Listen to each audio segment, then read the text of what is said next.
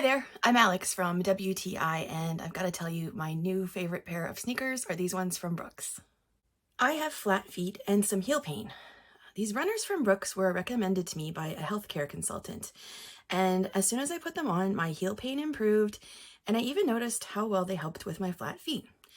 The arch support is incredible in these shoes. I was shown what to look for in a supportive shoe. Have a look. A supportive shoe shouldn't have a weak heel.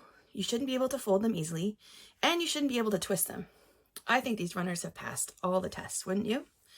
Now, I am normally an all-black sneakers gal, so these were a little out of my comfort zone, but the first day I wore them to work, I got nothing but compliments.